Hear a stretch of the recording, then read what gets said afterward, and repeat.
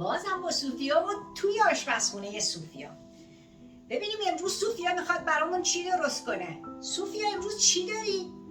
امروز میخوام یه دونه شیرینی خوشمزه و آسون براتون درست کنم. این شیرینی خوشمزه و آسون ما مثل رولت میمونه، ولی خودمون چون تیکه تیکه و برشش میکنیم دقیقا یه شیرینی خیلی خوشمزه است و خیلی هم آسونه. خب چیا رو باید استفاده کنیم صوفیا برای این رولت؟ الان میگم، صبر کنیم. گردو و پسته، یه مقدار گردو و یه مقدار پسته، یک عدد تخم مرغ و یه دونم لیمو ترش دارم که از پوستش میخوام استفاده کنم، از رنده پوست لیمو ترش. و اینجا یه دونه سیب و گلابیه. سیب و گلابی شما برای چی؟ خب اینا رو هم باید بپزم و بذارم توی رولتم و یه مقدار کره و اینجا پودر نارگیل و شکر قهوه‌ای دارم. ادویه هاشم دارچینه و زنجفیل.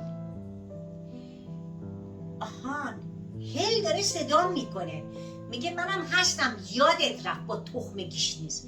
یه مقدارم هل و تخم گیشنیز. خب هلمون رو بیارم ببینم کجاست. اینم هلمون و تخم گیشنیز. تخم گیشنیز، آها، اینم صدامو شنید و اومد. پس هل و تخم گیشنیزم دارم. اینا رو میخوایم بزنیم توش که یک رولت معطر خوشمزه یا یه شیرینی معطر خوشمزه داشته باشیم. در ضمن من نونشو از این نونای هزارلا آماده گرفتم. شما میتونید از سوپرمارکت ها یا قنادی ها نونشو راحت تهیه کنید. البته میتونیم خودمون نونشم آماده کنیم و خمیر داشته باشیم، ولی چون نون هزارلا یه مقدار خمیرش سخت، خمیر هزارلا آماده میگیریم. باید پسته و گردومون رو آسیاب کنیم و سیب و گلابیمونم رنده کنیم و بذاریم روی گاز یه مقداری بپزه و آبش رو گرفته بشه. با چی؟ با یه کمی شکر. و تخم مرغمون چی؟ تخم مرغمونم سفیدش رو باید خوب بزنیم و زردش هم کنار بذاریم، یعنی سفید جدا و زرد جدا. بریم شروع کنیم. آماده ایم؟ بریم با صوفیا شروع کنیم. گردومو میریزم توی این خردکن کوچولو با مغزای پسته تا یک کمی خوردشون کنم و آمادهشون کنم برای این شیرینی خوشمزم. فکر کنم کافی باشه.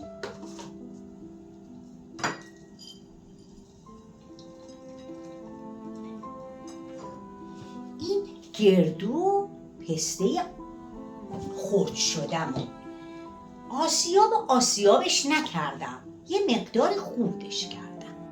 اینم سیب و گلابی.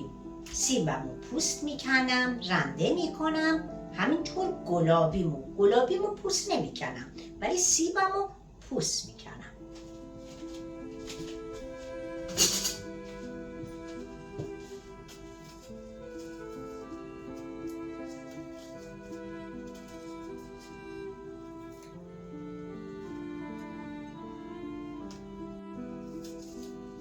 امکان داره بگین یه دونه سیب کافیه. آره، یه دونه سیب و یه دونه گلابی برای این شیرینیمون کافیه. نیازی به بیشتر نیست، مگر سیبتون خیلی کوچولو باشه. اگه سیبتون کوچیک بود از 2 تا سیب استفاده کنید.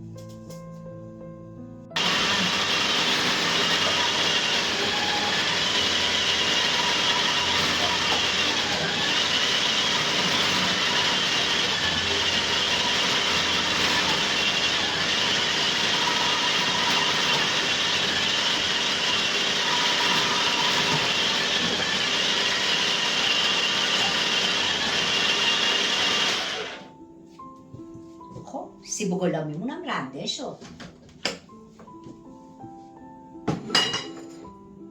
سیب و گلابیمون رنده‌شو ریختم توی قابلمه و گذاشتم روی گاز که یه مقداری نرم بشه. باشه دونه و سیب و گلابیمون رنده میکنیم، شاید بگیم خیلی کم شده. نه، به خاطر اینه که ما مغز گردو و مغز پستم داریم، یه ذرم پودر نارگیل داشتیم. اینا تو یه رولت باید جا بگیره و سفیده تخم مرغی که میزنم حالا نشونتون میدم و بتونیم اینو رولش کنیم توی این نون و نریزه بیرون.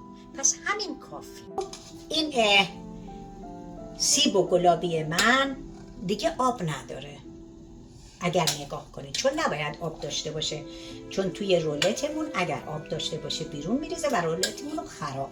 بازش میکنم تا خنک بشه، با بقیه چیزا مخلوطش کنم موادی که دارم. سفیده تخم مرغ هم میزنم کاملا. سفیده رو اندازه میزنیم که وقتی ظرف رو برمیگردونیم به هیچ وجه سفیده نریزه. سیب من کاملا سرد شد. شکر قهوه‌ای داشتم و پودر نارگیل. اینا رو باهاش مخلوط میکنم و کمی همش میزنم و یه کمی هل میزنم، پودر هل میزنم. خب زنجفیلم هم زدم. رنده پوست لیمومم که به اندازه یه قاشق چایخوریه میریزم توش. کرم به اندازه یه قاشق مرباخوری ریختم توی این ظرف و گذاشتم روی گاز فقط آب شه. الان نونمو که باز کردم، خمیرمو که باز کردم، با این کره یه لایه کوچولو روی نونم میکشم. اینو میذارم روی کاغذ فیلی که گذاشتم توی سینی و بازش میکنم. و حالا رنده این سیبمو میذارم روی خمیرم. گردو و پسته ای رو که دارم پودر کردم اینا رو میریزم روی این سیب و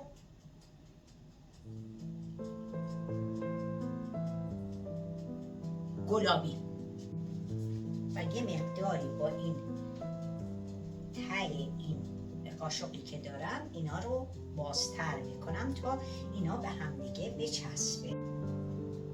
بستگی داره که چقدر شما دوست داشته باشین که لابلای این شیرینیاتون مغز پسته و گردو باشه.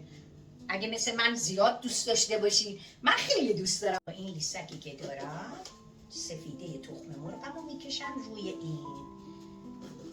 دیدین سفیده تخم مرغ کی میکشم؟ از خامه یا چیزی دیگه نمیتونین استفاده کنین، نه، باید سفیده تخم مرغ باشه. این دستور شیرینی صوفیاست، بپزین تا ببینید چه شیرینی میشه. بیام دو طرف این کاغذ روغنی رو که داشتم یواش در میگردونم به طرف این مواد.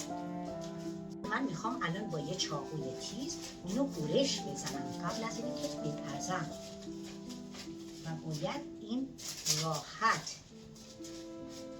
خب این دو طرفشم میگیرم. ببینید اینو میذارم اینجا کف سینی فرم و باز دوباره با اون برسی که داشتم و یه ذره کره یه مقدارش رو چرب میکنم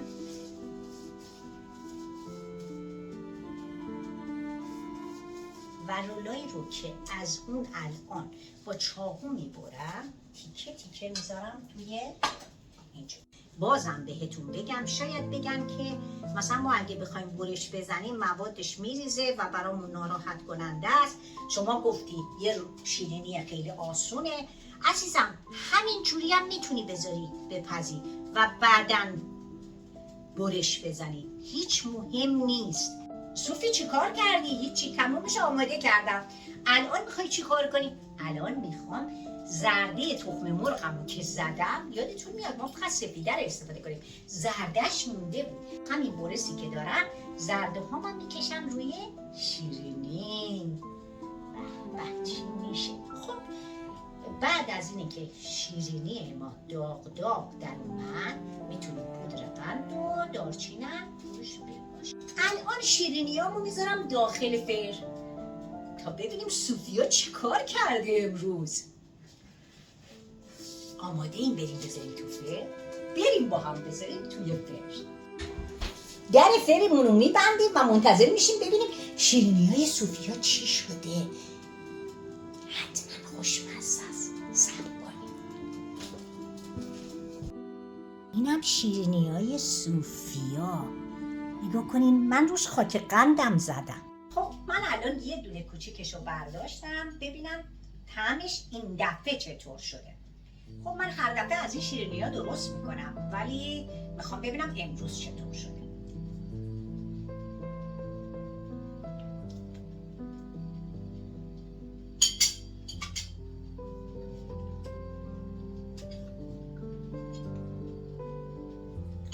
عالی شده. نه اینه که من بخورم بگم عالی شده دروغ بهتون بگم. نه اینطوری نیست. واقعا شیرینی خوشمزه.